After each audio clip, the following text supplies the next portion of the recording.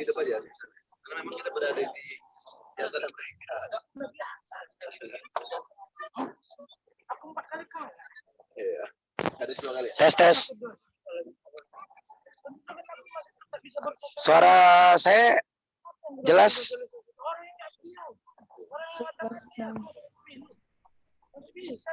Jelas, Bil? Oke.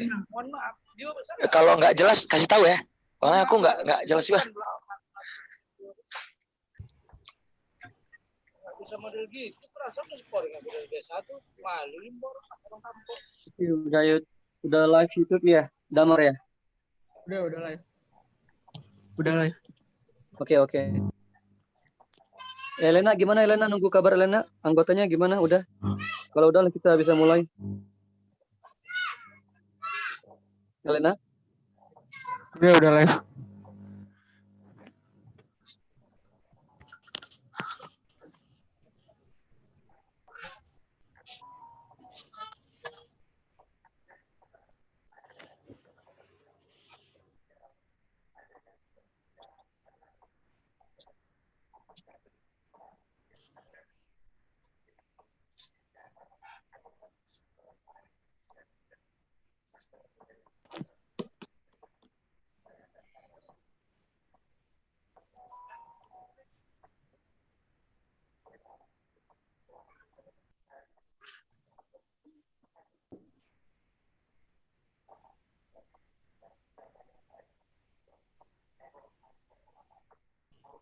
All right, Assalamualaikum warahmatullahi wabarakatuh. Good evening, ladies and gentlemen. Welcome to the second session of Santri Diplomacy Academy. First of all, let us give our praise to Allah Subhanahu wa Ta'ala, who has given us the blessings to meet together here tonight on Zoom. This afternoon, morning, wherever you may be. May salawat and salam be blessed upon our Prophet Muhammad sallallahu alaihi wasallam. Please let me introduce myself. My name is Nadia Dalai. I am the head of academics for Santri Diplomacy Academy, and I will be your MC and moderator for tonight. Before we move on to our session for tonight, we would like to give you a little bit of background what Santri Diplomacy Academy actually is. Santri Diplomacy Academy itself is a program initiated by OIC Youth Indonesia, or the Organization of Islamic Cooperation, as a platform for Indonesian youth, specifically Santri and Muslim youth, to be able to peer into the world of diplomacy and holding roles on an international stage. So basically here, what we're doing in Santri Diplomacy Academy is creating a link between people who are in institutions of education and people who don't have the link yet to go onto an international stage. So here we're trying to create that link so that we can connect between what we have right here, right now, our potentials, into what we can create in the future on an international stage.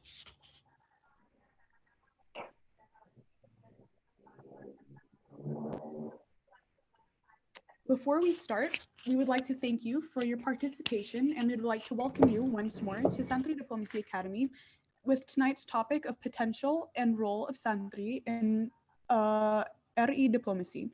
Santri as an ambassador of Pancasila on the global stage. Before we move on to our opening remarks, we would like to invite Ms. Sururah Uthman to read the tilawatil of the Quran. So Ms. Sururah, the time is yours.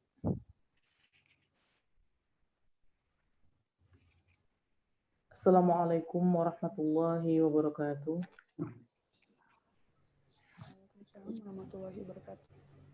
A'udzu billahi minasy syaithanir rajim. Bismillahirrahmanirrahim. Inna anzalnahu fi lailatul qadr wa ma adraka ma lailatul qadr. Lailatul qadri khairun min alfi syahr. تنزل الملائكة الملائكة والروح فيها بإذن ربهم من كل أمر سلام هي حتى مطلع الفجر صدق الله العظيم. Assalamualaikum warahmatullahi wabarakatuh. Waalaikumsalam.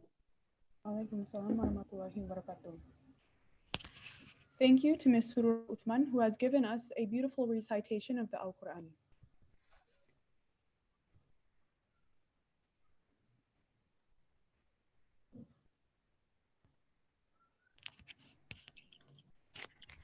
Moving on to our opening remarks, first we'd like to welcome and invite the President of OIC Youth Indonesia, Mr. Shafi'i Effendi, to give his opening remarks. To Mr. Shafi'i Effendi, the floor is yours.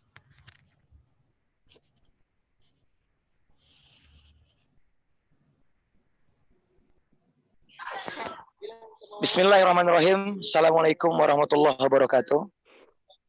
Alhamdulillahillazi allamal Qur'an alamal insan malam ya'lam. Asyhadu an la ilaha illallah wahdahu la syarikalah wa asyhadu anna Muhammadan abduhu wa rasuluh. Happy fasting to my friends and our seniors at the webinar and all the participants. And for the topic webinar tonight, Santri as an ambassador of Pancasila of the global state. Special thanks for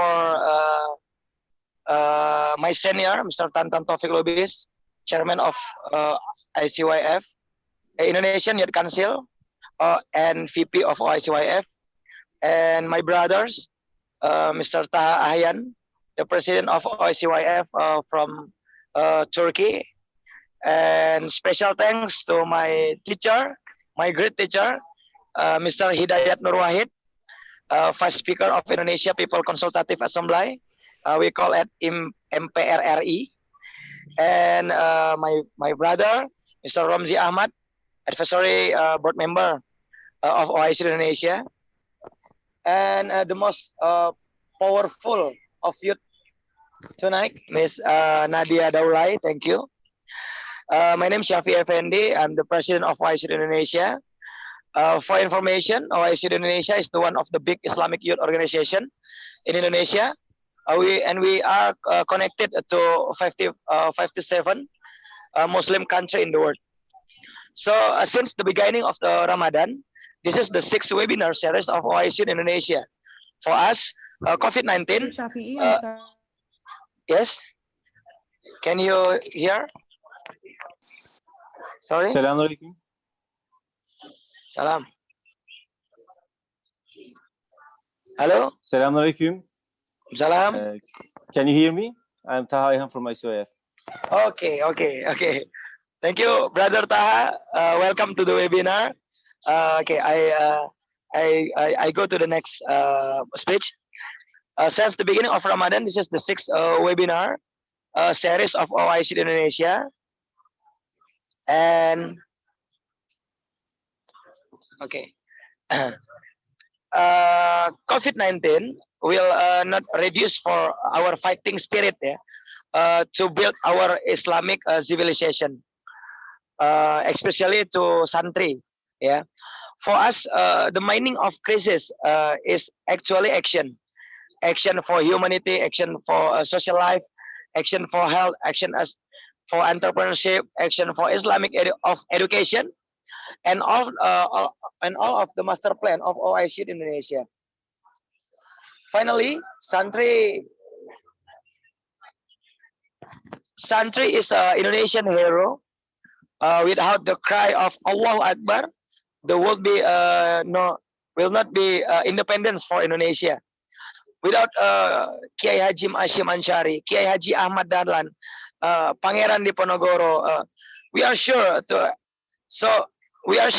be able to get through this pandemic and return to being the winner of a new life, new normal, new confidence, and new movement, especially for Santri. So welcome to the webinar. Welcome to great discussion for Islamic civilization, and as a youth Muslim Indonesia, go Santri, go Islamic student. Let's practice Pancasila properly. Let's fight in the way of Allah. Let's fight the Islamophobia. Let's fight radicalism of in the world and Indonesia. So we show friendly Islam, beautiful Islam, intelligence Islam, intellectual Islam as a Islam rahmatan lil alamin. Thank you for all. Allahumma fiq ila aqwa bitorik. Wassalamualaikum warahmatullahi wabarakatuh. Thank you.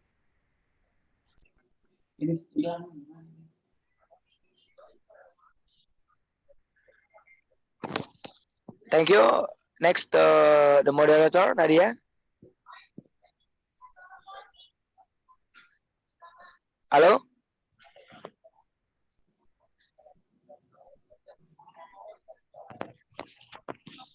Halo? Can you hear me? Halo? Cek. Nadia, okay? Nadia, next date, Nadia. Nadia, next.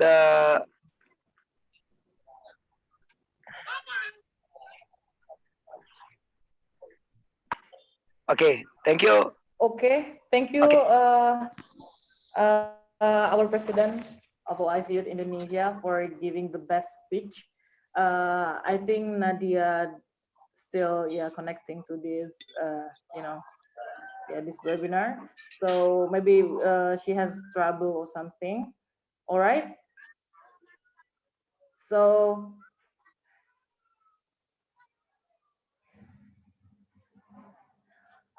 for the next speech, welcoming speech, I would like to invite the president of ICYF. It's already with us right now. I would like to welcome and give the floor to Mr. Taha Ayhan. The floor is yours. Assalamu alaikum warahmatullahi wabarakatuh, all sisters and brothers. Thank you very much for inviting me and allow me to be part of this August House and very happy occasion. Please accept my sincere thanks and congratulations for this webinar. I hope all the best for all this Santri Academy. And last week, I think we have made the opening ceremony of the Santri Academy under this very unprecedented occasions and developments. Inshallah, I hope that the Santri Academy will lead us to a better future. First of all, I would like to thank OIC Youth Indonesia for inviting me again to attend this beautiful initiative, Ramadhan Talks. As always, I'm honored to be here today and together with a bright and enthusiastic Indonesian youth. Before I start my speech, I would like to mention that this afternoon, I attended the 40th Economic Symposium of Al Barakah Group and listened to His Excellency Mr. Amin Maruf, the Vice President of Indonesia, who gave us a wide insight on the economic pillar and its importance in these difficult times we live in due to the pandemic, COVID-19. He gave a general picture of the economic situation in the context of this crisis and touched on facilitation approaches in accordance with the Islamic fiqh and Sharia rules. Distinguished participants, when we say diplomacy, we mean international diplomacy. It can establish diplomatic relations and use diplomacy for preventing or resolving conflicts in a bid to defend and promote their interests. But we could also apply the concept of diplomacy to our everyday life. And of course, there are many differences between international diplomacy and everyday diplomacy. International diplomacy is about diplomacy between nations, and everyday diplomacy is about diplomacy among individuals. Even though these are two different things, we shall underline and we shall highlight the very similar binds between two kinds of this diplomacy. To sum up, one can diplomacy is the application of intelligence, and tech to conduct of official relations between the governments and independent states, extending sometimes also their relations with the vassal states. More briefly, still, the conduct of business between states by peaceful means. In other words, diplomacy is known as a lubricant for the machinery of foreign politics among nations. Most of our nations perform diplomacy through advice, realization of foreign politics, and ensuring specific and wide interests in order to manage their relations with each other. However, today's unconventional conflicts in our respective regions have made diplomacy shaky and underused. Various scholars have begun to raise some questions related to this crisis, quoting that our states should review our mechanism of diplomacy while inculcating values of Islam at the very core of our relations between communities. It is worth taking note that diplomacy is nothing new in Islam. The Prophet Muhammad was known as a diplomat during his propagation of Islam, and his leadership skills over growing Muslim community in a testimony of how he dealt with people at that time. He established a method of communication with other nation leaders or tribal leaders through letters, assigned envoys, or by visiting them personally, such as in Taif. Furthermore, in Surah Al-Mumtahina, chapter 6, 60, God teaches us the science and principles of diplomacy and negotiation with other nations in 13 verses. Part of this surah tells us that both friendship and enmity should be for the sake of Allah, and avoid friendships or enmity with the enemies of the Muslims, for other materialistic reasons. The first verse clearly demonstrates to us that Muslims are restrained in the initiation of friendship with the enemies of God. According to the first, the establishment of a friendly relationship with infidels is permitted only if they respect your Muslim values and are not looking for any conspiracy. Thus, the Quran is the first and utmost important guide for the Muslim world to learn how to treat enemies of Muslims and negotiate with them. However, it's true that a lot of changed in various fields since the Quran was revealed to the Prophet Muhammad ﷺ, but the values that Islam has mapped out for the needs of humanity remains the same. This is a reminder to us that Allah invites Muslims to follow Quranic advice and teachings as the criterion for their reactions with enemies and infidels in their foreign relations. This is a value-based approach and insight for the application of diplomacy in foreign politics that's clearly defined in our holy book. Again, I want to underline one point. Establishment of a friendly relationship with infidels is permitted only if they respect your Muslim values, your values, and are not looking for any conspiracy. This is the same rule for today. In light of fostering our relations and solidarity among us, the youth should bear in mind that a proper structured multidimensional approach based on Quranic teachings is needed for the Muslim world to integrate it better and avoid the current deep divisions that is weakening havoc in our respective communities. Distinguished young diplomats, ladies and gentlemen, the Pancasila has been ideologically specified and operationalized to guide all relationships in every social domain.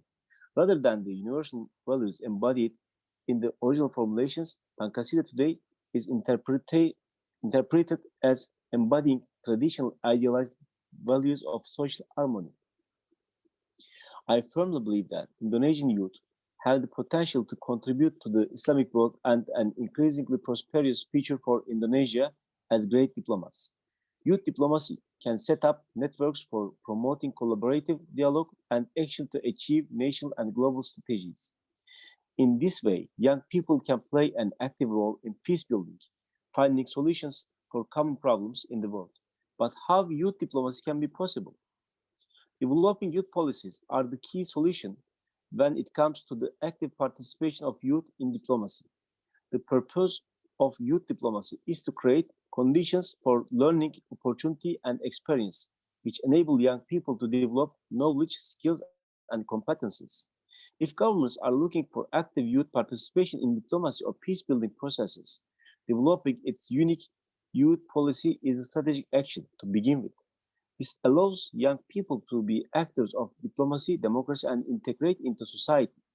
As ICYF, We are calling to OIC member states to help developing youth policies in enhancing youth participation at the national and global level, while organizing young leaders, summits, forums, diplomacy academies, which provide effective platforms where young people can discuss and solve common issues of the OIC geography.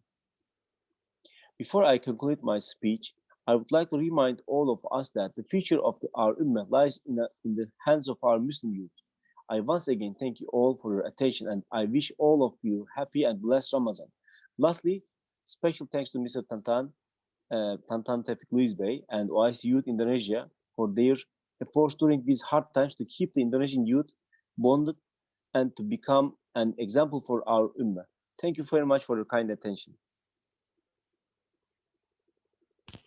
Thank you, His Excellency Mr. Taha Ayhan, for your opening speech. Earlier in his speech, he had stated that diplomacy is actually a part of Islam, and it has always been a part of Islam, as it had been stated in the Al-Quran itself. And our Prophet, Nabi Muhammad ﷺ, himself is also a diplomat. So here we see that it's not a dichotomy between diplomacy and Islam, but we can become diplomats in Islam, and we can continue to develop our skills in diplomacy. Before we move on to our main session, I would like to reintroduce to the audience here about what Santri Diplomacy Academy is. Santri Diplomacy Academy itself is a program initiated by OIC Youth Indonesia as a platform for Indonesian youth, specifically Santri and Muslim youth, to be able to peer into the world of diplomacy and holding roles on a national and international stage. So this is also a way for Indonesian youth to develop their skills in diplomacy while also still adhering to the values of Islam. All right, ladies and gentlemen, tonight we have two distinguished speakers to enlighten us about this topic of Santri as an ambassador of Pancasila on the global stage, who are Dr. Haji Muhammad Hidayat Nur Wahid and also Mr. Ahmad Romzi. First, I would like to give an introduction to our speakers today. Dr. Haji Muhammad Hidayat Nur Wahid is a Santri and also an alumni of Pondok Pesantren Wali Songo in Ngabar, Ponorogo, and then continuing on to Pondok Modern Darussalam Gontor, Ponorogo, which is also another one of Indonesia's leading Pondok Pesantren, and he graduated in the year of 1978. He currently serves as the Vice Speaker of Indonesia's People's Consultative Assembly, or MPR-RI, as we know in Indonesia. So, to Dr. Muhammad Hidayat Nur Wahid, the floor is yours. We welcome Dr. Muhammad Hidayat Nur Wahid. Bismillahirrahmanirrahim. Assalamualaikum warahmatullahi wabarakatuh. Waalaikumsalam warahmatullahi wabarakatuh. فرض علينا الصيام في شهر رمضان الذي أنزل فيه القرآن هدى للناس وبينات من الهدى والفرقان. أشهد أن لا إله إلا الله وحده لا شريك له وأشهد أن محمدا عبده ورسوله لا نبي بعده. أما بعد. Brothers and sisters, ladies and gentlemen, the chairmanship of International Cooperation of Youth Forum, Mr. Taha Ayman from Turkey, and also Brother Shafi Effendi from Indonesian International Organization Youth Forum, and Brother Usama Abdurrahman from BPI of Turkey. I hope that this very important program will give us many benefits in understanding about Santri and their roles in socializing, or as the ambassador for socializing Pancasila on the global stage. And especially we are now in the very important time for Muslim. It's fasting time, it's in Ramadan. And you know that in Indonesian history that in this month of Ramadan, especially in the 9th of Ramadan in 1364 of Hijrah, at the time the Indonesian proclaimed as the freedom country.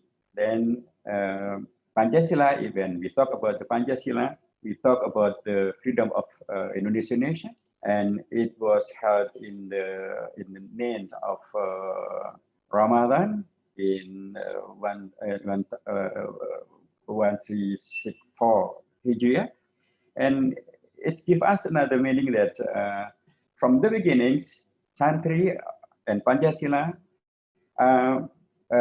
they have a very close relation, because we know well that the coming of Pancasila, it's because of the agreement after discussing between Indonesian leaders and also between Muslim leaders. Some of them are from the Santri community. There are Kiai Haji Dr. Abdul Karim Muzakir, the prominent people that studied before in Al-Azhar in Cairo, and also the Ki Bagus Hadikusomo, the Santri that studied in Indonesian pesantren, and also Ki Haji Hashim Santri, they studied also in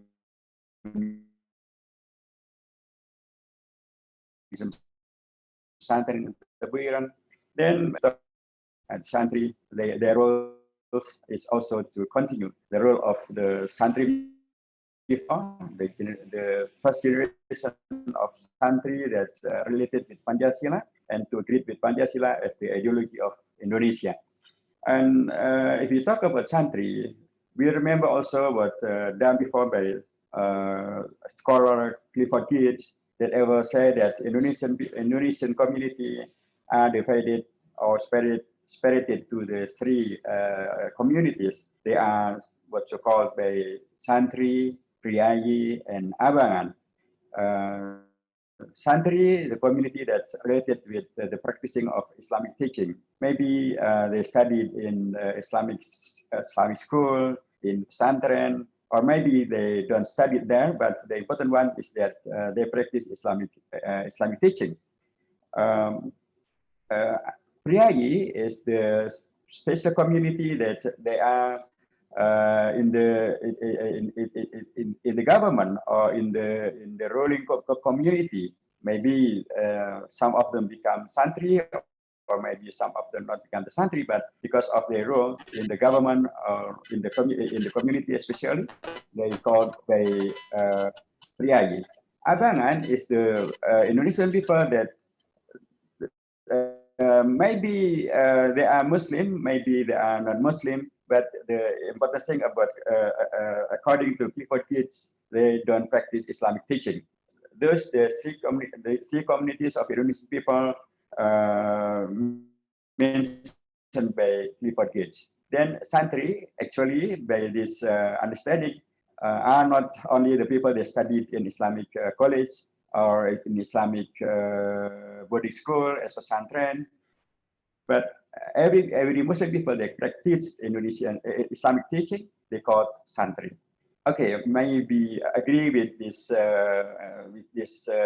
understanding or not agree, but important one is that Pancasila is agreed by the Muslim scholars, Muslim Santri. Therefore, we find that the 5 pillars of Pancasila, maybe it's mentioned before by Sukarno in his speech, in his historical speech, in the 1st of June. He also mentioned about the believing in God, the first sila, the first pillar of Pancasila, or the 5 pillars of Pancasila. Also in the Pancasila agreed by prominent people in 22 of June, they also mentioned the believing in God and the practicing of Islamic Sharia that was agreed in 22 of June. But the Pancasila that accepted commonly in Indonesian government law and Indonesian constitution law is the Pancasila that agreed in 18 of August. It's also mentioned the first of pillar of 5 pillar of Pancasila is about the believing in the one God. Then I would like to say that whatever about Pancasila, it's always related with religion, related with that's related with Santri. Therefore, again, if I want to say that if we talk about the role of Santri, then we only mention reminding that from the beginnings, the clear role of Santri in coming with Pancasila as the ideology of our nation, as the philosophy of the daily life of Indonesian people. And this ideology and this philosophy of Indonesian people are always related also with religion. It's about the belief in God. We know well that the second pillar of Pancasila is about justice and civilized humanity. And the third pillar is about the unity of Indonesia. And the fourth pillar is about the democracy led by the understanding wisdom among the honorable representative people from the parliament house. And the fifth pillar is about social justice for all of the people of Indonesia. All of these pillars, according to Islamic teaching, are related, are agreed, and nothing of these fifth pillars are in contrary with Islamic teaching. If you talk about the belief in God, we can say that this is the teaching of Tawheed. This is the teaching of what mentioned clearly in Surah Al-Ikhlas, Qul huwallahu ahad. And this is what understood by our founding fathers when they agreed to come with the concept of Pancasila in 18th of August. They agree that the meaning of believing in the one God, it means coming with the Islamic teaching, coming with the understanding of Tawheed, coming with the good understanding of Aqidah. That according to us as Santri, we know that Pancasila then based on believing in one God, believing, practicing of Tawheed. And this was mentioned in our constitution in chapter 22. It's very clear that Indonesia is the state that based on the believing in God. But if Santri play his role in global stage to as the ambassador for socializing about Pancasila, actually it is something correctly practiced because socializing it means socializing also about Islamic teaching, about Tawheed, about Aqidah.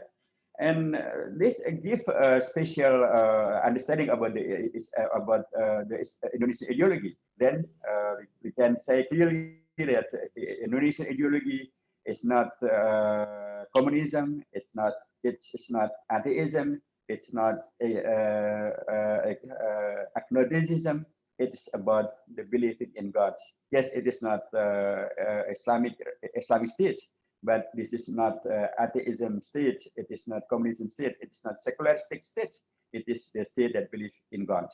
But that as a Muslim, as a Santri, we can step ahead in our practicing democracy, in socializing Pancasila, because we know that this ideology not something in contrary with Islamic teaching, but it is something clearly that this is the very basic teaching of Islam. It is about Tawheed. The secondly, if we talk about justice and civilized community, humanity, it's also, if we talk about Islamic teaching, we will find that this is one of the basic Islamic teaching about justice, about humanity. Islam is not come for practicing injustice, but Islam for practicing justice and to fight against injustice. Islam also coming with the humanity, civilized unity, because therefore the first verse of Al-Quran is about Iqra bismi rabbika alladhi khalaq. It's very clear that this is the very high kind of humanity, high kind of civilization. It's civilization and humanity that based on reading, based on studying, based on creating everything good, everything better, by understanding and by studying everything come with the benefit of people and come with the benefit of the civilization of the people. And this and about justice, this is very clear that Islam always talk about the justice, and in Allah Ya'mur bil 'adli wal ihsan, it is something mentioned by every khatib when they give when they they will finish the khutbah in every khutbah prayer. The third thing, the third pillar of Pancasila is it is about the unity of Indonesia. And Islam is the religion that give us the very clear understanding about the importance of the unity. وَاعْتَصِمُوا بِحَبْلِ اللَّهِ جَمِيعًا وَلَا تَفَرَّقُوا. Islam is always support the people for coming with the cooperation, coming with unity, and not suggest people to come with the conflict, the friction, but always teaching people how to realize the brotherhood, the al-ukhuwah. Maybe it's Islamic brotherhood, maybe it's humankind brotherhood, or maybe it's brotherhood that because of we stay in one country, nationalism, brotherhood. Then the brotherhood, it's another kind of subject to practice when we talk about the unity. Then when we talk again about the third pillar of Pancasila, it's about the unity of Indonesia. We talk about the one of the very important teaching of Islam. It's about ukhuwah, it's about the brotherhood, it's about the unity, about how all of the people always to be mentioned, to be reminded that all of us actually we are one. We are all at the greeting of the God, and by that we pray to our one God. It's Allah Subhanahu wa Taala. Again, if the Santri playing their role in global stage and also in the local stage, actually they practice the Islamic teaching. It's about unity, it's about the brotherhood, and it will come with everything benefit, everything and positive, because nothing or the words that they want something to spirits, something to make unbrother. And this is what Islamic always remind that we actually one creed by one God, it's Allah Subhanahu wa Taala. And the fourth pillar is about the democracy and the practice of democracy by the coming of the parliamentarian and also the representation of them in the parliament. It's again the practice all over the world. And democracy is one of the important thing to talk when we talk about the modern community and about something accepted well by all over the world. And this democracy in Islam, we always know what's called by shura. And shura, it means that we agree to other, we can hear to other, we can give our better and our best understanding to come with something we can accept and we can make decision together. Beside this condition, shura, according to Islamic teaching, is not only something information or kind of information. It's kind of very basic teaching of Islam, but it's one of the impression of the Islamic teaching. Wa amruhum shura bainahum wa shawirhum fil amr. But that's if we talk about the role of Santri in practicing Pancasila, we talk about the practicing of Islamic teaching and also the tradition of our Prophet Muhammad SAW, because one of very special thing about his character is about practicing shura, practicing hearing to other, discussing with other, and by that coming with together understanding and to get together decision. And this is Islamic democracy. This is Islamic shura. This is what clearly accepted as the fourth pillar of the Pancasila. And the fifth pillar is about the social justice for all people of Indonesia. Social justice, it's again, it's another pillar of Islamic teaching. Especially when we talk about cooperation, when we talk about zakat, when we talk about sodaqah and other things of Islamic teaching, we talk about how Islam teach the Islamic people not only fasting, not only praying, not only shahadat, but also to practice social justice, be zakat, be sodaqah, be other thing that give another proof to the people that Islam is the religion that give the real benefit to people, real cooperation, real activities that come with something need by people, and one of it is about the justice. And this fifth pillar is about the justice for all of Indonesian people. And we know well that Indonesia is the state that based on not less than 17,000 of islands, not less than 216 million people, and not less than and about 6 region of Indonesia, many colors of Indonesian people, many background of Indonesian people.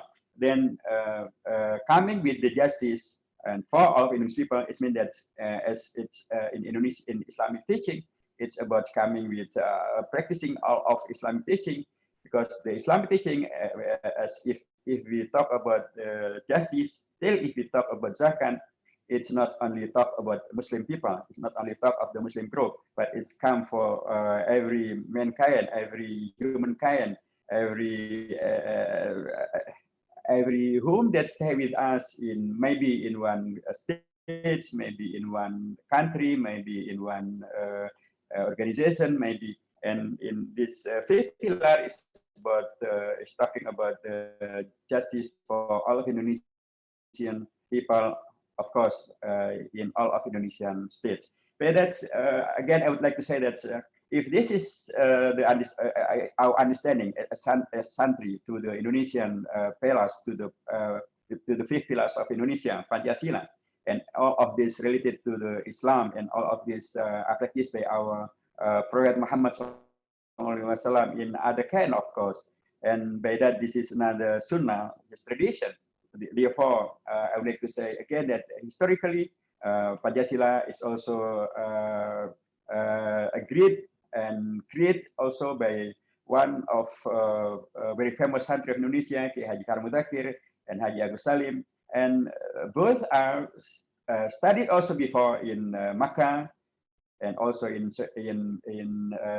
Cairo, in Egypt, where that from the beginnings, Santri related with Pancasila, Santri related with diplomacy, Santri related also with global stage, and by that, if we practice it again, it's only we practice again what practiced before by our founding fathers of Indonesian history.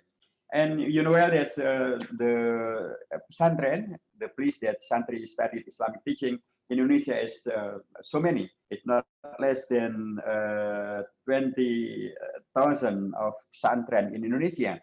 And the amount of Santri in Indonesia is not less than 18 million Santri in Indonesia. So of course, it's a big numbers. And if those people, by the understanding good of Islamic teaching, by the understanding good of the relation between Islam and the country, and Islam with and the history in Indonesian history, and Islam with Pancasila, and in common when we studied in Pesantren, maybe it is in Indonesia, or maybe it is in Saudi Arabia, or maybe it is in Egypt or in other Islamic countries. We study also not only about Islamic teaching, but study also about Arabic language, or maybe also some of the Pesantren also teach English. I would like to say that if you want to become the ambassador in socializing Pancasila on global stage, then Santri also have to increase the ability in understanding, in speaking, in discussing, and dialoguing with not only with Indonesian language, but also with global language. Maybe it is Arabic, maybe it is English, maybe it is Chinese, maybe it is French, maybe it is another language. Therefore, it's something very important, because when we study in Pesantren, we always know about the very important pillars. It's about if you don't have, then you cannot give. If you cannot understand, if you cannot understand and speak with global language, of course, we cannot give to the global society something we want to give.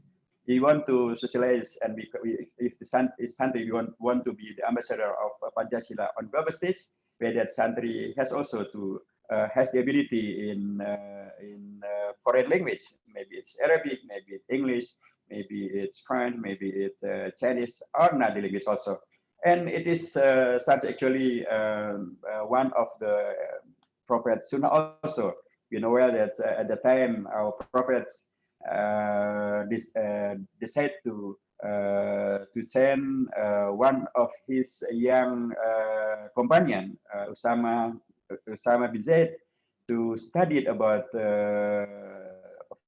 foreign language. It's about use language, Ibrani. For what? For understanding about what practice and what taught by Jewish community in Yathrib at the time. This is another proof that again Islam gives us the very important teaching to socialize, to communicate, and to make diplomacy to others by understanding their language and by the ability for discussing, or maybe also to communicate with others with their language. This is one. The second one is that when we talk about Santri as the ambassador, we have to remember also that in 1960, in the United Nations Forum, in General Assembly of United Nations Forum, at the time the President of Indonesia, Bung Karno, in his open speech to all the world leaders at the time, he clearly asked to the global community to understand well about the five pillars of Indonesia. And by that global ideology, because this five pillars of Indonesia, it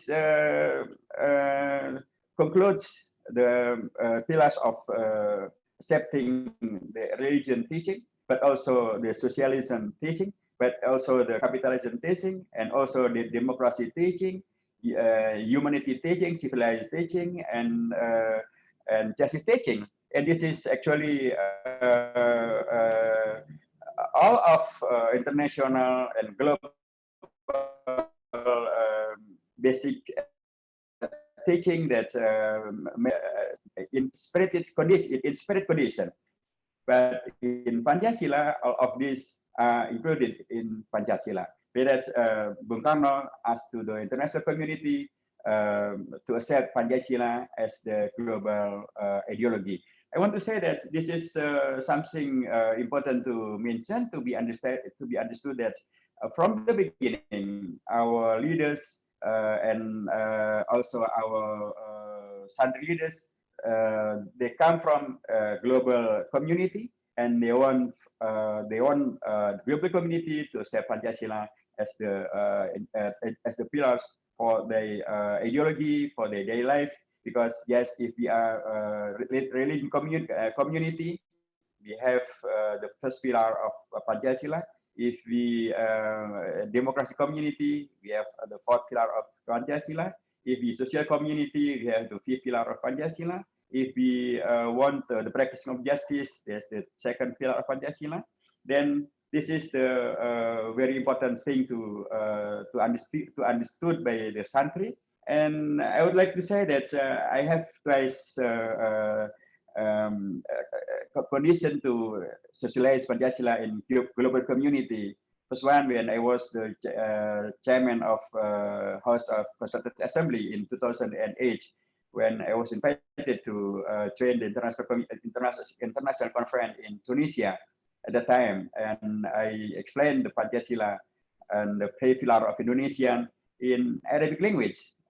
This is another global community and also another global language also, because you know well that Arabic is also accepted as international language. And at the time, after finishing of my explanation about the Pancasila and its relation with the practicing of democracy in Indonesia,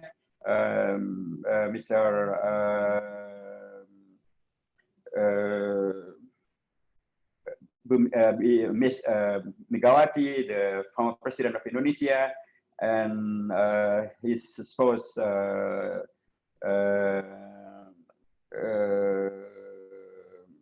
come to me and they say that thank you for Dr. Hidayat. This is the first time that Pancasila is delivered to people in Arabic language. Yes, that's the time I delivered it in Arabic and I socialized it to the global community attending the international conference at the time with Pak Taufik Kemas, the spouse of former President of Indonesia, Megawati. Second one is in the last January in 2020 in United Nations in Geneva in the forum of OIC forum when we talk about how we discuss about how to prevent youth community from radicalism and from terrorism and other things not agreed by Islam and not agreed by global community. I expect again that one way to protect the young generation is also by understanding of Pancasila and practicing of Pancasila, because when we practice the pillar of Pancasila, when we practice correctly about the believing in God, we will never practice radicalism and we will never practice terrorism. If we understand well about the justice and about humanity, of course, justice and humanity is in contrary condition with radicalism and also with terrorism. And if we talk about the unity of Indonesia, unity of humankind, it is of course will keep the people, young people, from going to the group of radicalism and terrorism, because when we talk about the unity, it means that we don't hate others, we don't come with subject to spirit with others. But when we come with the unity, it means that we will practice our best, we'll practice our positive thing, and we will discuss with other, and we will accept what other are taught to us. When we talk about shura, about democracy, it's never by democracy will come with radicalism and terrorism, because by democracy we will sit with others, we will discuss with others, we will hear to others, and by that democracy we will never practice and we will never accept what the practicing of radicalism and terrorism. And last of pillars of Pancasila, it's about the social justice for all of Indonesian people.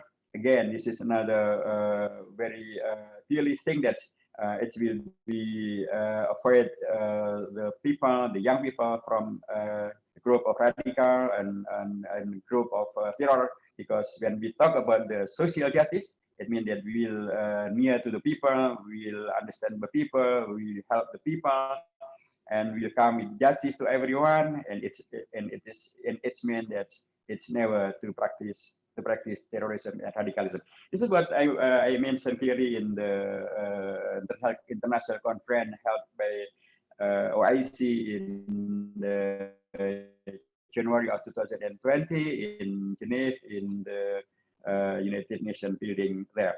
And then I would like to say again that yes, Santri, historically, ideologically, and also in the current Indonesian condition, they have their role to be practiced again to communicate the people, Indonesia, to communicate the global society about Pancasila, five pillar of Indonesian ideology. This ideology that will again will avoid young people from practicing radicalism and terrorism. Will come with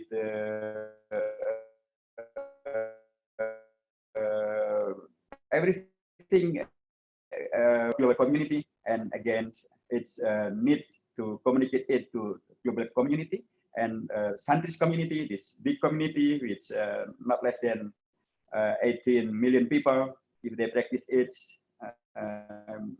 in terms of diplomacy, it will come with very clear and very large and very massive international communication. And if it is by practiced by OIC, it will be a good program of the OIC, because I know well that the Secretary General of OIC is Excellency Dr. Muhammad Zainsa. He is very active in communicate with all of the leaders all over the world. Some of them religious leaders, Muslim and non-Muslim, some of them social leaders, some of them political leaders. His Excellency always attend the international conference, and also to socialize what's called by Makkah Charter. And Makkah Charter in other ways is another kind of practicing of the pillars that coming with the believing in God, and coming with the humanity and social and civilization, coming with the unity of the people, coming the practice of democracy, coming with the social justice. And again, all of these pillars is also in Pancasila. Therefore, congratulations for Indonesian people, congratulations for the Santri. If they practice again and come with the important role for to become the ambassador of Pancasila in the global stage. And the global stage, whether it is in the pandemic Corona era or after pandemic Corona era, they will need such these important pillars. It is in Pancasila. Thanks very much for giving me this occasion for discussing with you all. And we hope to Allah Subhanahu wa Taala. And in this very important night in the Quran, we should also to more understanding about Islam. Al-Quran, it also can be practiced also in our Pancasila. Thanks again. Jazakumullah khairan. Assalamualaikum warahmatullahi wabarakatuh. Waalaikumsalam warahmatullahi wabarakatuh. Thank you, Dr. Hidayat Nur Wahid, for your extensive speech about how Muslim youth can become diplomats in an international stage. To summarize the speech from our previous speaker, every Muslim that practices Islamic teaching is called a Santri, according to the definition that came from Dr. Hidayat Nur Wahid. Pancasila is agreed by Muslim scholars because of all 5 pillars of Pancasila, such as the ones mentioned by Sukarno. The idea of philosophy of Pancasila is always related to religion. All 5 pillars, according to Islamic teaching, are related, and none are contrary to Islam. The first sila, or the first point of Pancasila, is also the teaching of Tawhid. The second teaches fairness. The third teaches Ukhuwah. The fourth pillar is democracy or shura, which also includes agreeing and listening to others, which was heavily practiced by our Prophet ﷺ. And the fifth pillar is social justice. This is also something that we can connect to cooperation, zakat, and also sodaqah, because Islamic teaching is not only salat, but it's also zakat. This proves that Islam is a religion that gives benefit to people through justice, because zakat itself is not only about the Muslims, but all of mankind. So we're not only giving back to the Muslims, but we're giving back to all mankind, starting from our closest neighbors, and then we can expand through other countries. Santri playing roles in diplomacy, such as practicing diplomacy, can be implemented by Islamic teachings such as unity, brotherhood, and it can also be easily implemented to emerging diplomats in Indonesia to promote Pancasila on an international stage. Once again, we would like to thank Dr. Hidayat Nur Wahid for his speech about Pancasila and its roles, and how young Muslims can also bring that to an international stage. Next, we would like to move on to the second speaker, which is Mr. Ahmad Ramzi. Mr. Ahmad Ramzi is a Santri, an alumni of Pondok Pesantren Manbaul Hikmah, as well as an alumni of Universitas Islam Indonesia. He currently serves as the Education Director of Al-Shigar Foundation and also an advisory board member of OIC Youth Indonesia. He also has many experiences in international relations. So without any further ado, we would like to invite Mr. Ahmad Ramzi. The floor is yours.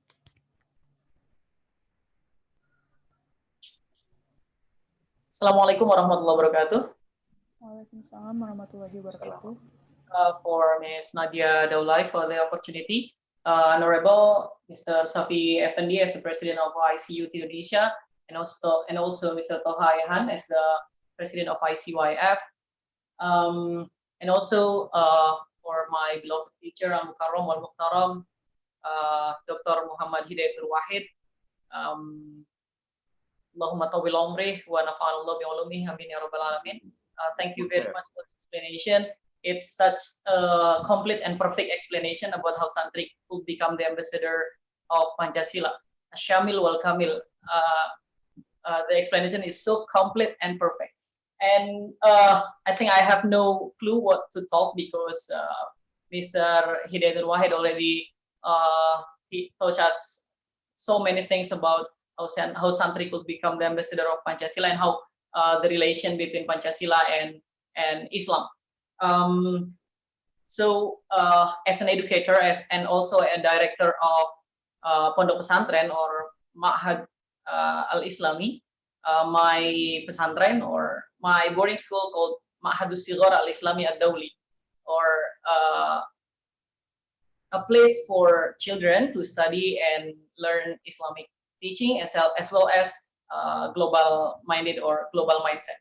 So in my educational institution, we not only teach the student about Islamic values, but also how to teach these Islamic values to the global societies, how to bring these Islamic values to the global societies, because I do agree with what Mr. Hidayat Nur Wahid told us before, that we have value, a very strong value, and it's already become our culture. The value is coming from Islamic religion, but the value is explained in a very simple, or in Arabic we know the term bilisani qawmihi, or with a native tongue. I mean, how Islamic values told to the Indonesian by the kiais or by the ulamas in Indonesia is using very simple language, and we formulate it in what we call the 5 pillars of Indonesia or Pancasila. And I want to quote one of the most significant quotes or saying from Ki Hajar Dewantara, the father of education in Indonesia. He told us that pesantren is the indigenous way of learning for Indonesian people. Indigenous way of learning for Indonesian people is pesantren, because Ki Hajar Dewantara said that before there are schools in Indonesia, at first most of people in Indonesia, when they were still very in an early age, they come to, for example, to the surau or langgar in Javanese language, or tajuk in West Java, we call it tajuk. In West Sumatra or most of Sumatra, they call it langgar, and in or musola, we call it now musola or masjid. Since even before the freedom of Indonesia, we already learned not only religion teachings, but also not only Islamic teaching, but also many things. We learn it from our teachers, and we stay in mosque or in musola or in langgar or in tajuk or in surau. So Mr. Ki Hajar Dewantara told us that the indigenous way of learning for Indonesian people is Pondok Pesantren or Islamic boarding school. And about the Santri definition, who is Santri, or what kind of people we can call them Santri? Unfortunately, in many Indonesians simplify the word Santri only for those who stay in Pondok Pesantren, only for those who learn from Kiai in Pondok Pesantren. But I do agree with Mr. Hidayat Nur Wahid that we can also expand the meaning of Santri, that Santri is those who practice Islamic teachings, but also from Gus Mus or Kiai Haji Mustafa Bisri, he said that Santri is about attitude. It's not only about he has a very good knowledge in Islamic teachings, or he is Islamic scholars, but Santri is also those who behave or has a very good attitude based on Islamic teaching. And interestingly, in Indonesia, there are no problem for Santri to become like a very prominent person in Indonesia. We can say that Mr. Hidayat Nur Wahid is one of our role model in terms of being a very significant person or prominent person in Indonesia. But the question is, can Santri go global? Can we do, let's say, globalizing Santri, bring Santri to a bigger world, a bigger area in spreading Islamic teaching. For example, in 2019, I remembered when I went to Australia, one of my colleagues there in Australia, he is a refugee from Liberia, one of a country in Africa, and he asked me to, can we create or can we establish a pesantren in Liberia, because we need pesantren like the one you have in Indonesia, in Liberia. Unfortunately, he asked me to do this. I mean, to get we create such a corporation together. We want to create or establish an educational institution there. But the problem is, we still lack of Santri who can speak Arabic and English well at the same time, because Mr. Hidayat Nur Wahid is our role model, a real role model. I mean, he is our uswah, because he can speak Arabic and English fluently. He really can be the ambassador of Islam itself for the world. But not all of Santri can go global, because I mean, Mr. Hidayat Nur Wahid mentioned that we have more than 20,000 from Ministry of Religious Affairs. We heard that we have 29,000 pondok pesantren all over Indonesia, but not all of them are modern pesantren, because some of them are very traditional pondok pesantren who still teach religious Islamic teaching using Arabic translated into their mother tongue language. For example, teaching Kutub Ad-Diniyah using Javanese language or Sudanese language. Compared to modern pesantren, they learn language as means of communication. I mean, they use language not as a knowledge but as a means to communicate, because the vision of modern pondok pesantren is to also to promote Islamic values all over the world. But this traditional pondok pesantren could not compete in terms of language ability compared to modern pondok pesantren. So the duty for us, I mean, also for Dr. Muhammad Hidayat Nur Wahid as our representative, is to encourage pondok pesantren more to teach the students the ability at least to understand foreign language, one or two foreign language other than Arabic, because most of especially in Nahdlatul Ulama and Muhammadiyah pondok pesantren, most of the students, they speak Arabic fluently, but unfortunately they cannot speak English fluently because they don't use English as the educational language. And I appreciate how OIC Youth Indonesia or ICYF Indonesia create this such a very interesting event and theme, which is Santri Diplomacy Academy. We really need this kind of capacity building for Santri to become, I mean, to encourage them to have a more international exposure, so they can go abroad, at least pursue their study abroad, take a course or something, and then become more confident to be the representative of Islam, to be the interface of Islam Indonesia in front of the world. And I hope after this capacity building, the next we can do community building. OIC Youth can go from one pesantren to another pesantren, and we can create like global Islamic corner or English corner or something, some kind of learning unit, but extracurricular unit, but focusing on how Santri how Santri can improve or enhance their ability in English at first, and then the next is how they can have an more international exposure rather than only become like the king in their own kingdom.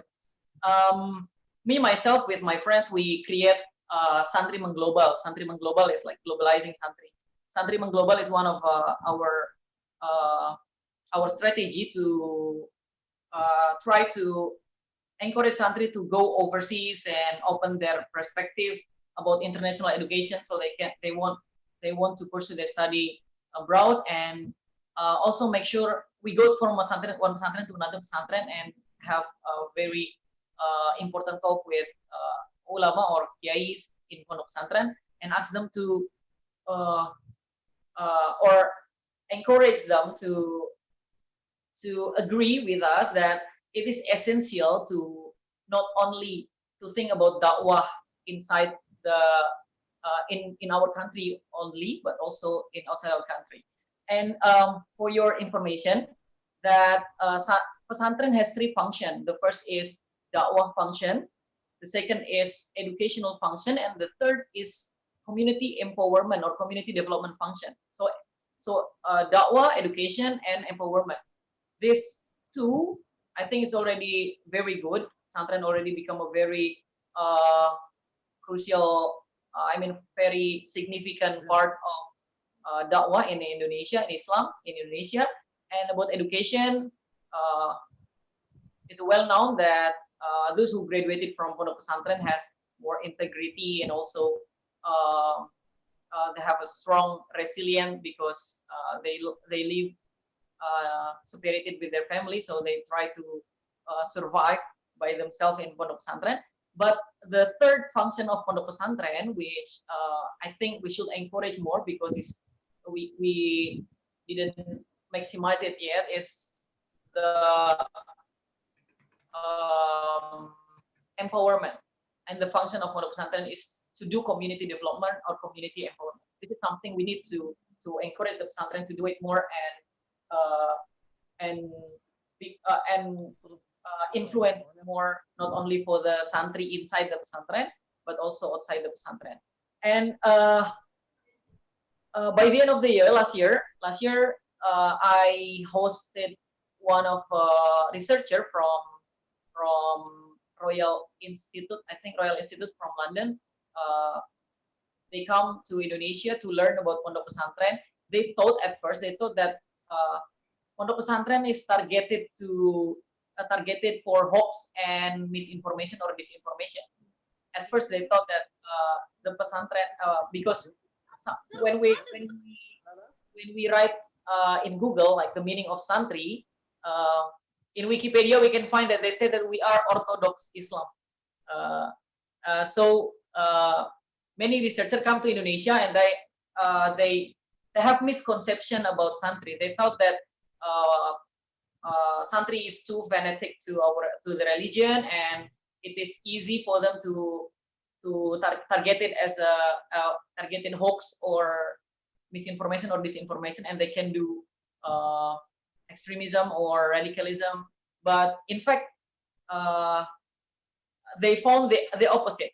When they come to pondok pesantren, I brought them to 3 pondok pesantren, and they see the reality that we are combating hoax. We are combating hoaxes. We are combating violence and extremism. We are against the radicals. So when they realize this kind of thing, so they said that why don't you show to the world that pondok pesantren is the place to create such a counter speech for this radical extremism point of view, or could be the counter speech place.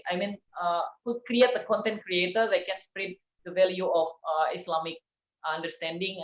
The peaceful Islamic understanding to the world. And this is the challenge for us. So thank you very much for Dr. Muhammad Hidayat Nur Wahid for the example for us. You are such a role model for me, myself, and also for my students. I have 1,000 students in 3 provinces in Indonesia, in 3 different islands, and hope that Mr. Hidayat Nur Wahid could come and see my students and encourage them more to do the same thing as you did for this country. Thank you so much, very much, Nadia Daulay. Inshallah, I'll come. Thank you. Okay, thank you, Mr. Romzi Ahmad, for your explanation. For your information, we would like to say that Santri Diplomacy Academy was supposed to be implemented in Pesantren itself before the pandemic hit. So our original plan was actually to go to Pesantren and actually teach diplomacy and teach the students, teach the Santri and the Pesantren. But because of the pandemic, we aren't able to actually go with that plan. So this is why we moved it to the webinar series. But inshallah, after the pandemic is over, we would hope to continue out with this plan so that we can start planning the idea of diplomacy into Pesantren itself. Thank you very much for your explanation. We'd like to give a short summary about the speaker's explanation. The speaker has told us about how we can bring Islamic values to global societies. These values are inscribed in our culture, yet explained in a simple way. By Ki Hajar Dewantara, he has said that pesantren are one of the ways that indigenous Indonesians' ways of learning in Indonesia. Many Indonesians also simplify the term santri to only people that learn in pesantren and taught by Kiai. But the speaker agrees that santri can be extended to all Muslims, not only for those who learn in pesantren, and also those who behave based on Islamic teaching. The speaker had also said that in pesantren, language is used as a means of communication. Traditional ponpes or pondok pesantren can't compare to modern pondok pesantren in terms of language skills. So this becomes a challenge for us because when we can implement language itself, whether it be English or Arabic, but mostly English in an international setting, this can advance the santri and also other Indonesian youth and also other Muslim youth to be on the stage of diplomacy. And lastly, Pondok Pesantren has three functions: dakwah, education, and also empowerment, community empowerment. Dakwah and education are already well represented by Pondok Pesantren, but community empowerment is still lacking. So this is something that needs to be better implemented in Pesantren and hopefully something that we can keep on developing. Thank you again for Mr. Romzi Ahmad for your speech. Next, we would like to move on to the question and answer session. So the first question that we have received is for Dr. Hidayat. It is from Rahmat Rivaldo from Unida Gontor. The question is, what are the challenges for Santri nowadays to establish peacemaking, peacekeeping, and peace building in global level, which is this step is preferred to conduct a unity? Dr. Hidayat, did you get that? Yes. Or would you like me to? Okay, thank you very much. Okay, thanks very much for your participation based on this very important and very basic question about the challenges for santris in practicing and also in practicing their role in such this very sensitive condition, especially when we talk about its relation with the ideology, it's Pancasila and others. I think one of the challenge is about the whole understanding of the scientists about the Islam and about the world condition and how to make the relation, the positive relation between this condition and what they studied in the boarding school. Because when Santri they have good understanding and they have also good practicing in Islam and in its relation with the daily life activities, but that he will pass the challenge and he can practice and he can contribute to come with the positive thing in the daily life.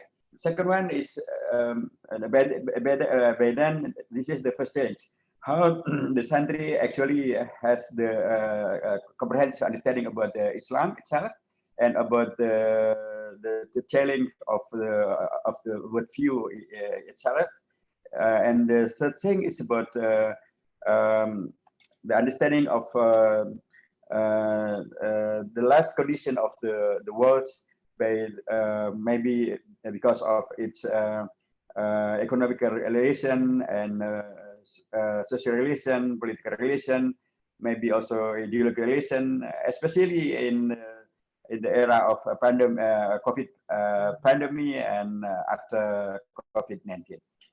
This is one. The second one is about Santri. Of course, he is not himself in this world, and therefore, if he want to play his role better and more success, he needs to cooperate with others.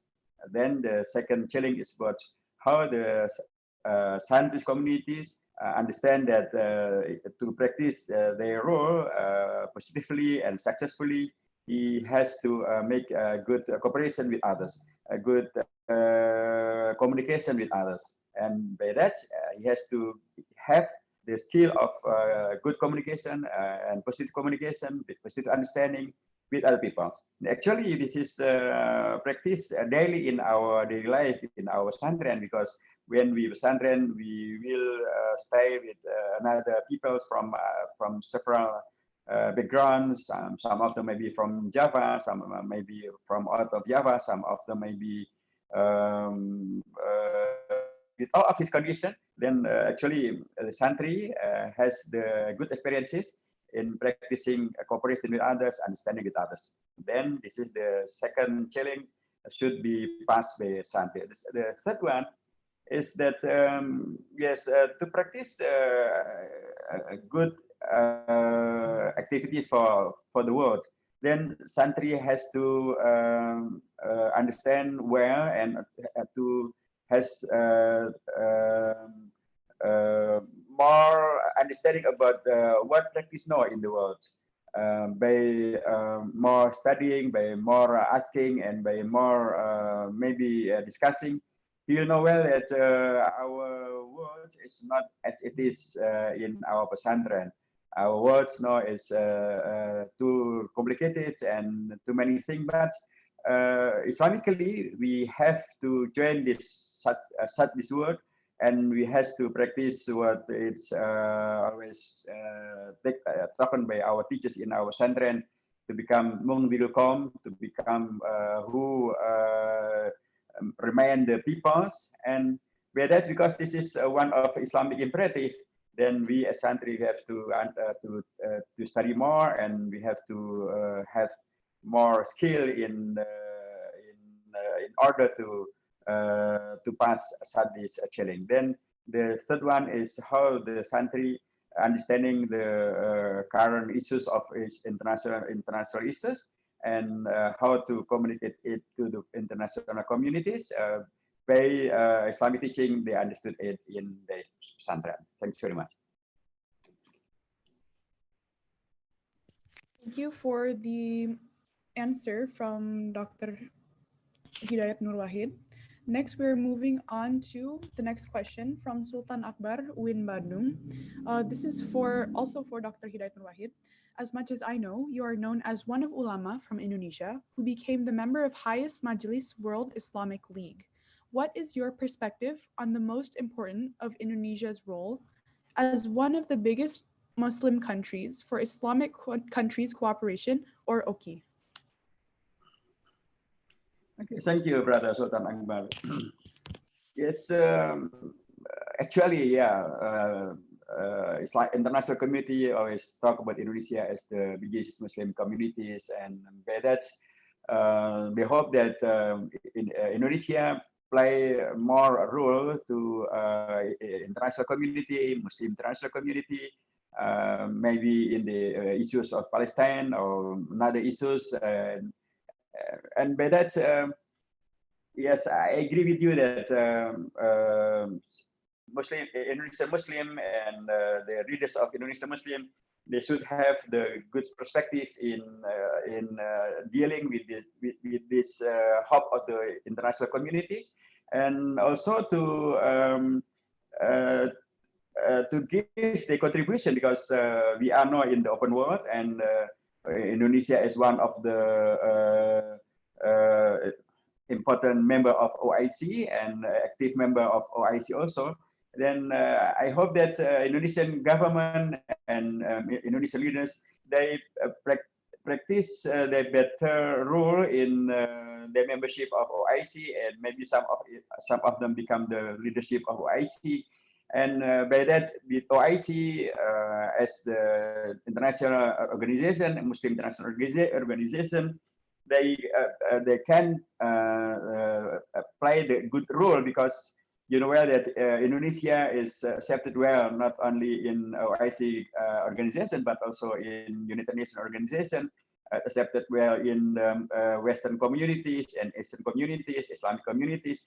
Then I agree with you that Islamic leaders in Indonesia, especially Indonesian leaders, they have to play their role more and more to get the international community, Muslim community, to practice what it hope by people to be practiced by Indonesian government in international communities. Because if we talk about the Indonesian government and Indonesian ideology about the five pillars, about Pancasila, and about what international community as Indonesia as democratic country, and also as the moderate Islamic country, it's again give the Indonesian leaders that the hope of international community actually can be realized by Indonesian leaders and also by Islamic Indonesian leaders. But that's I hope that there more role to be practiced, and there also more opportunity given to Indonesian leaders to practice the best they have, and by this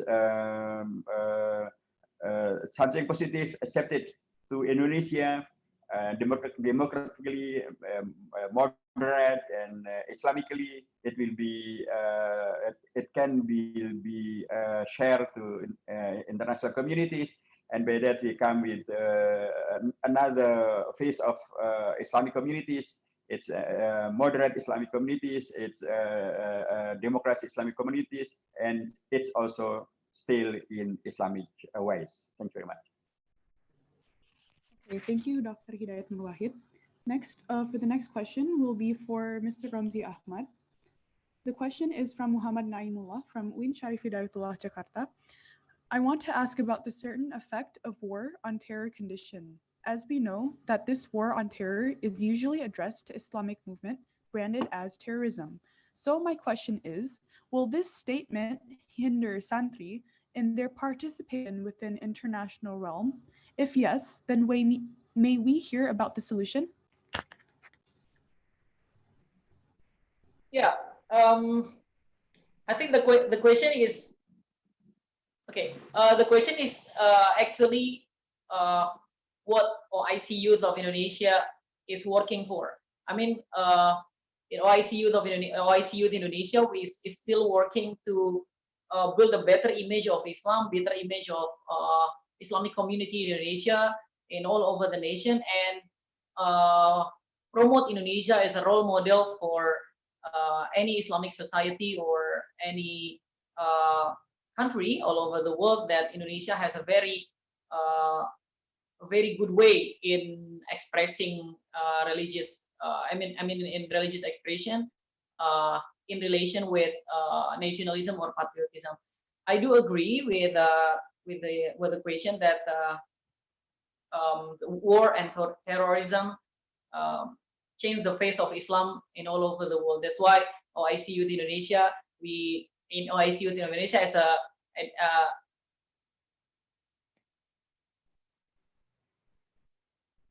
hello? I can hear you. Can you hear me, Naya? Yeah, I can hear you again. But it's kind of small. The volume is kind of small. Hello? Hello, yes, we can hear you.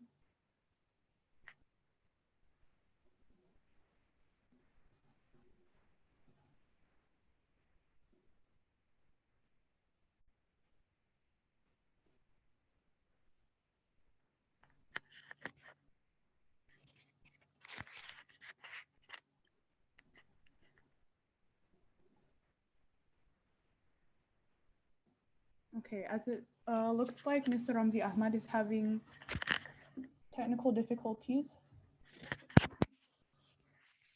Hold on.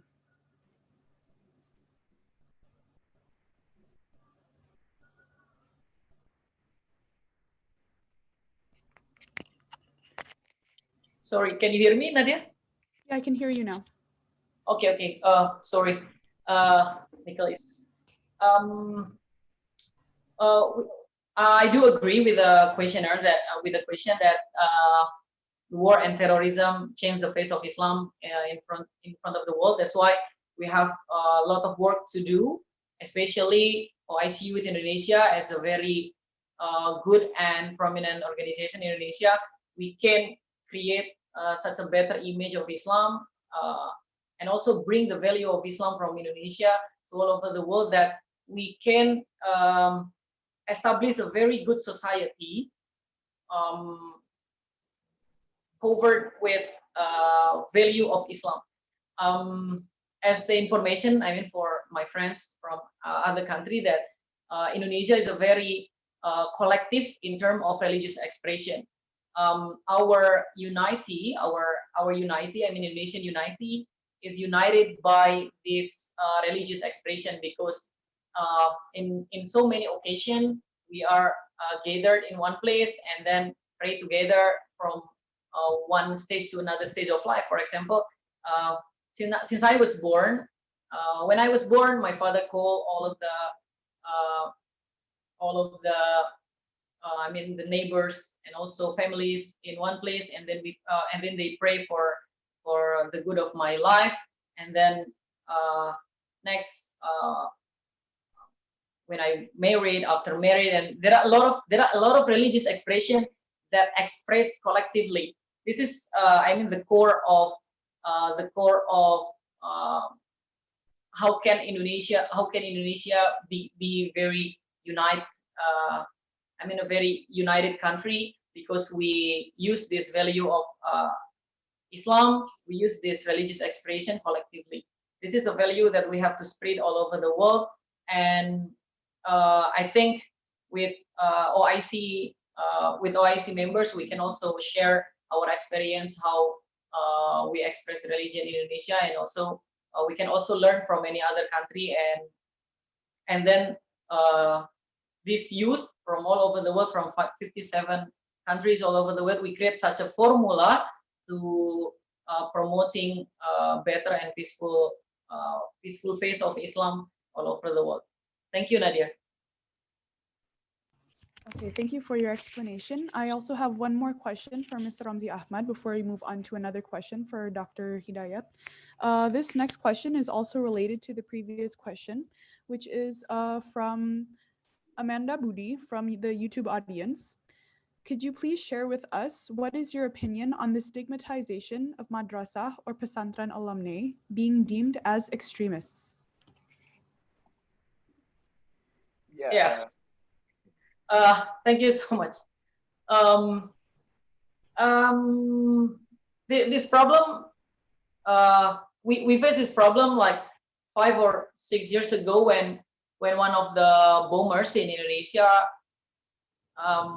is graduated from one or two pesantren in Indonesia. But if we see from the percentage, it's only most of pesantren in Indonesia are coming from moderate Islamic values. And this small portion, I mean, they just not a very large number. It's only very few numbers of pesantren who let's say have a relationship with this radical or extremist group. I don't agree with if we just generalize that most of pesantren are related to this radicals or extremists, because only a few pesantren did that, and it's already being watched and controlled by the government and police officers, so we have no worries. But if we see from the fact that most of the bombers or the terrorists in Indonesia, they don't really learn Islamic understanding well. I mean, they're not coming from pondok pesantren. They are not graduated from pondok pesantren, but most of them they just starting to learn Islam, and his ustad or her ustad give him or her a shortcut.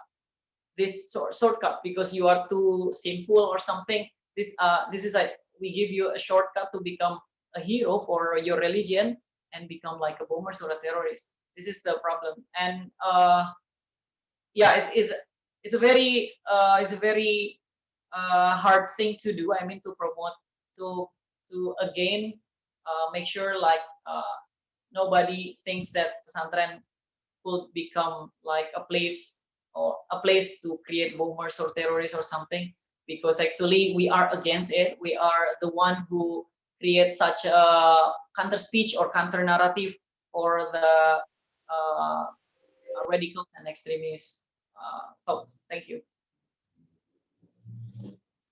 Okay, thank you, Mr. Ramzi, for your explanation. Next, we are moving on to, I think, which might be the last question, which is from Hussein, the president of ILSA from Sudan. What is the role of Indonesian media to promote Santri globally?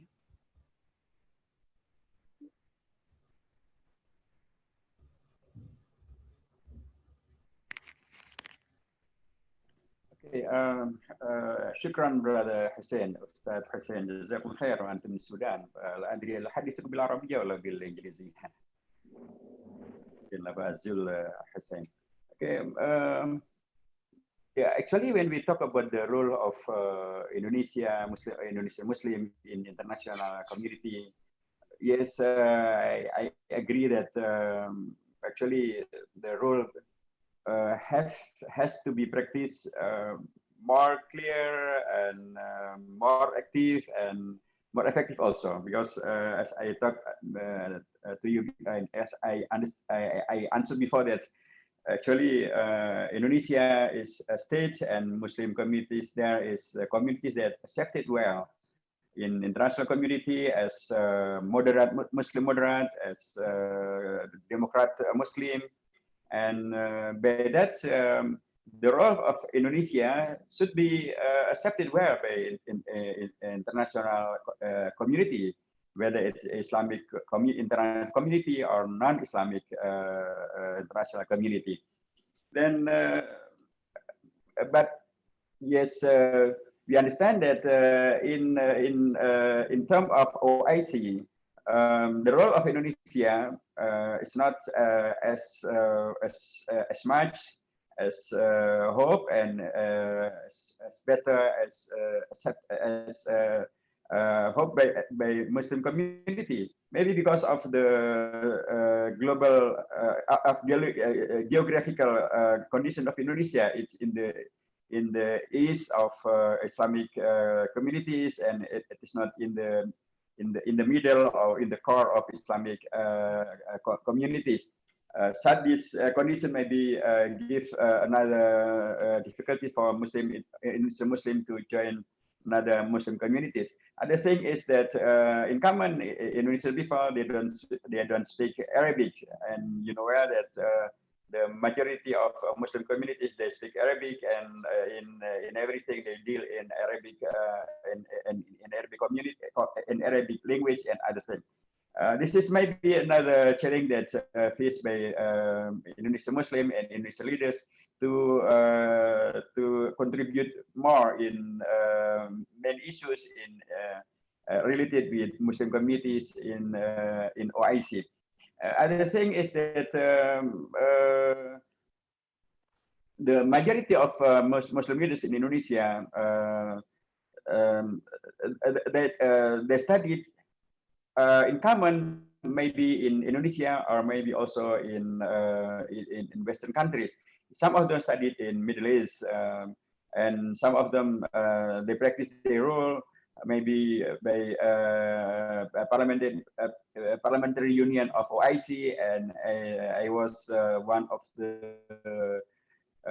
leaders of this POIC in 2009 to 2012, And at the time, we can practice many roles in order to help some issues of Islam international issues, maybe Islam in Palestine issues, Gaza issues, and coming with the solution for many issues in Islamic communities.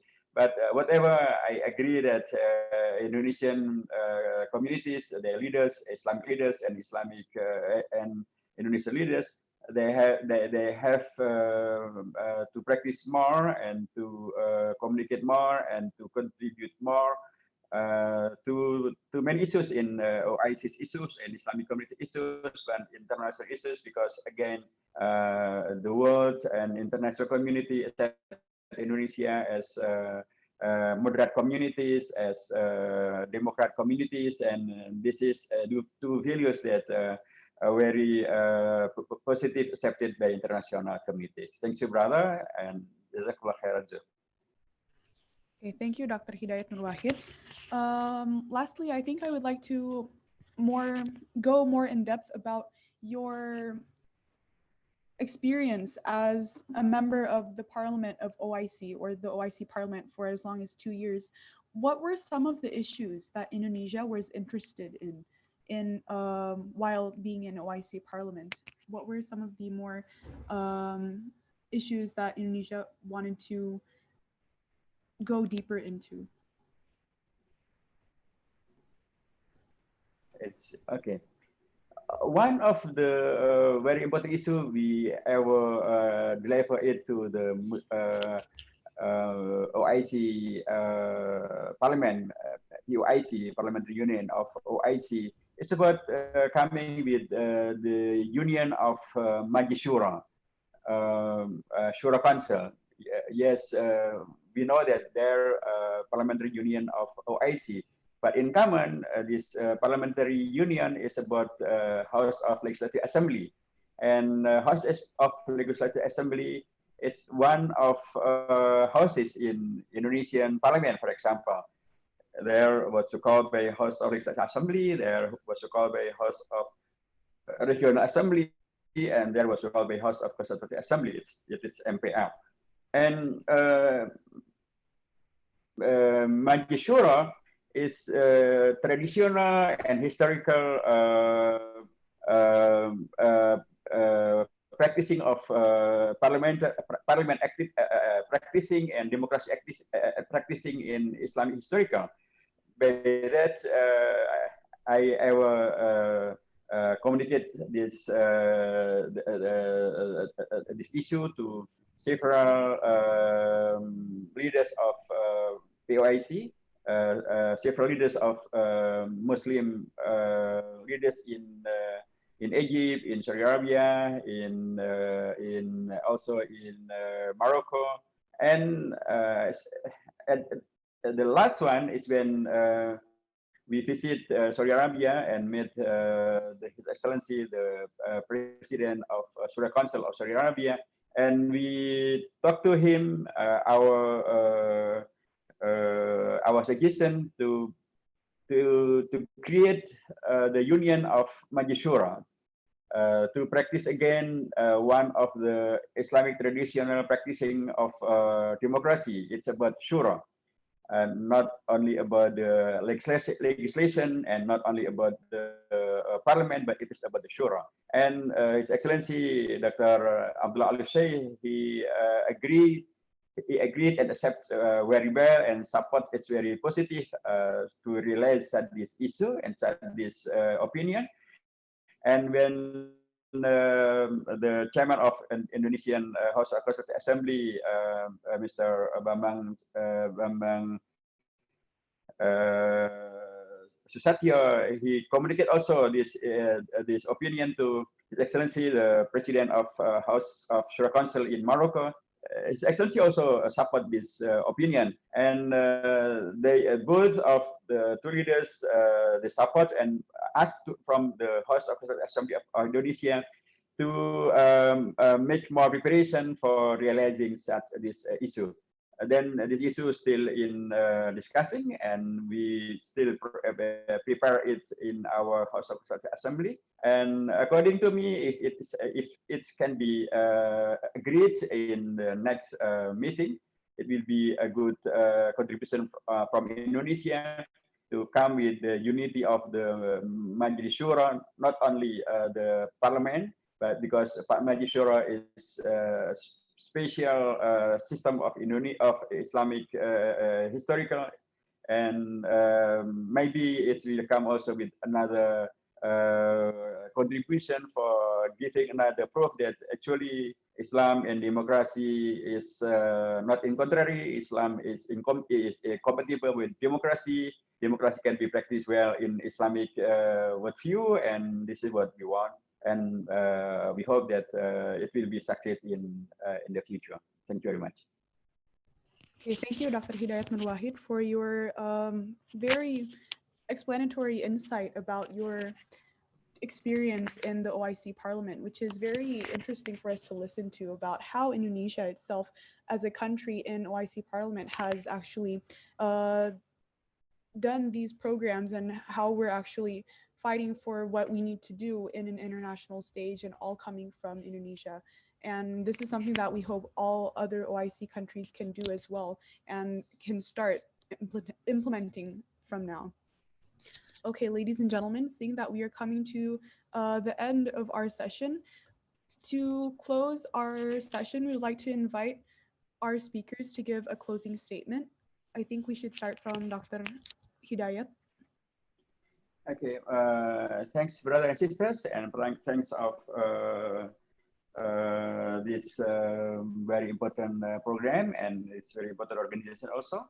I hope that such program and such organization will success more in supporting Santri and the community of Santri to practice what historical practice for Indonesia and for Muslim communities, and what it's actually open to this community of Santri to deal with the international issues, to deal with global condition, and I believe it can be practiced again, because Santri studied whether it's in traditional pesantren or in modern pesantren, but basically they studied about Islamic teaching, and Islamic teaching give us very basic teaching about how to spread the Islamic teaching, how to spread the good teaching, how to cooperate with others, how to give our empathy to many problems.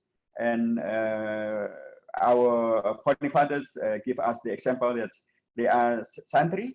They studied in local pesantren, as Kiai Haji Wahid Hashim, as Ki Bagus Hadi Kusumo, or maybe they studied also in international pesantren, as it is in Al-Azhar, and they can give the very positive contribution for Indonesia and for socialize it in a global community. If they can practice it, you can practice it also. Santri can practice it, and I believe it.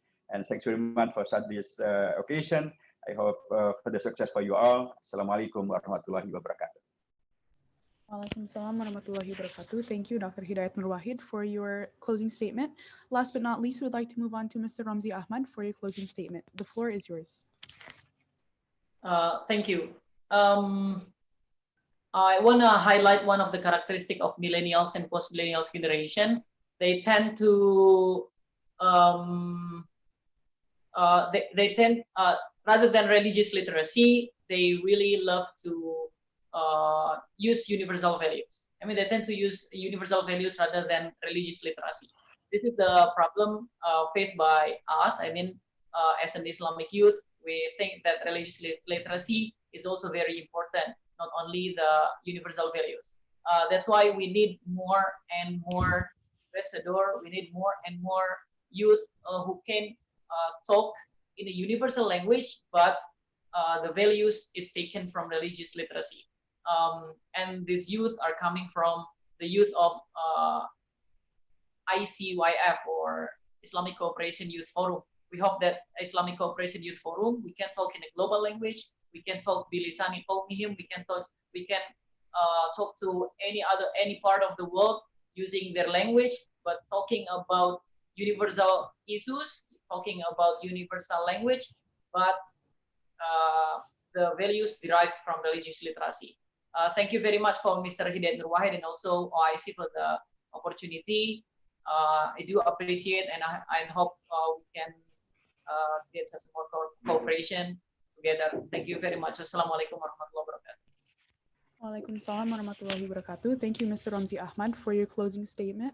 And with that, this concludes today's session for Santri Diplomacy Academy. We would like to thank the speakers once again for your participation and giving us insight that is very helpful for us to understand the importance of the role of Santri itself in promoting Pancasila and also becoming agents for being diplomats in an international setting. And we would also like to thank all of the participants that have joined from all around the world and from all around Indonesia for today's Santri Diplomacy Academy. We appreciate your participation and we would hope to see you in the next sessions that are coming up in the next weeks. So with that, we conclude today's session. Thank you for your participation. Wassalamualaikum warahmatullahi wabarakatuh. Ramadan Kareem to everyone. Waalaikumsalam warahmatullahi wabarakatuh. Taqabbalallahu siyamakum wa qiyamakum. Ustaz Hidayat. Ustaz Ramzi, jazakallah khair. Mabruk bil ma'had. Amin, amin, amin, amin. Narakum insyaallah. Ahlan wa sahlan bikum fi MPR. Amin, amin. Itu nanti talabatik bila MPR hada kadalik jayyid yani. Amin.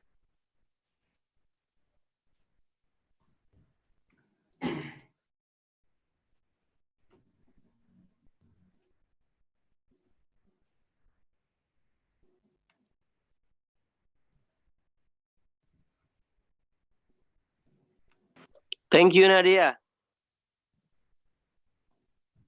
Thank you so much. Thank you for participating today. Thank you, Nadia. Thanks for you all in successing this meeting. Thank you so much for the nice speech and also new information. Good night. Waiting for me, Hussein from Yogyakarta, from Sudan actually.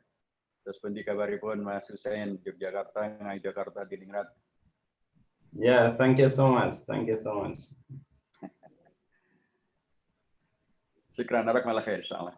Barakallahu fiik, Doktor. Barakallahu fiik. Jazakallahu khairan. Mafakin, taqabbalallahu siyamakum wa qiyamakum. Jami'a sholihat. نعم تقبل الله منا الصيام والقيام وسعدنا جدا بمعرفتك ولقائك يعني سعدنا جدا بهذه المعلومات القيمة.